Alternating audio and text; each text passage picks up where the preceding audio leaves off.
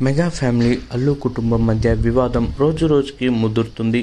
Andhra Pradesh assembly ఎన్నికల వేళ ఈ రెండు ఫ్యామిలీల మధ్య విభేదాలు తారస్థాయికి చేరిన సంగతి తెలిసిందే.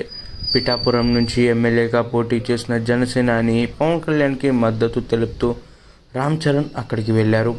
అయితే అదే రోజు అదే సమయానికి అల్లు అర్జున్ నంద్యాల వైసీపీ అభ్యర్థి శిల్పా రవిచంద్ర కిషోర్కి సపోర్ట్ చేయడానికి అక్కడికి వెళ్ళడం మెగా ఫ్యాన్స్ అంతా ఆశ్చర్యాన్ని పరిచింది.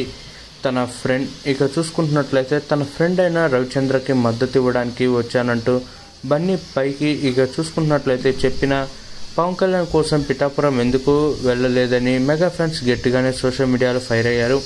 దీనిపై అదే రేంజ్లో అల్లు అర్జున్ అభిమానులు కూడా రియాక్ట్ అయ్యారు. అయితే తాజాగా మరోసారి ఈ రెండు ఫ్యామిలీల మధ్య విభేదాలు తెరపైకి వచ్చాయి. తాజాగా ఆంధ్రప్రదేశ్ మంత్రిగా పవన్ కళ్యాణ్ ప్రమాణ స్వీకార కార్యక్రమం జరిగింది. దీనికి మెగా ఫ్యామిలీ తరఫున దాదాపు అందరూ హాజరయ్యారు. కానీ అల్లు ఫ్యామిలీ నుంచి ఎవ్వరూ రాలేదు. ఇంతవరకు పక్కన పెడితే ఈ కార్యక్రమం వేళ mega hero Sai Dharam Tej social మీడియాలో బన్నీని అన్ఫాలో చేశారు. ఇటు ఇన్స్టాగ్రామ్ అటు ట్విట్టర్లో కూడా అల్లు అర్జున్ని అన్ఫాలో చేశారు సాయిధరమ్ తేజ్. అయితే అల్లు శిరీష్ని మాత్రం ట్విట్టర్లో ఫాలో అవుతున్నారు. ఈ విషయం సోషల్ మీడియాలో వైరల్ కాగానే మరోసారి మెగా ఫ్యాన్స్ వర్సెస్ అల్లు అభిమానులు వార్ మొదలైంది. బన్నీకి ఇలా కావాల్సిందే, మెగా ఫ్యామిలీ దూరం పెట్టడంలో తప్పు లేదంటూ మెగా ఫ్యాన్స్ పోస్టులు పెడుతున్నారు.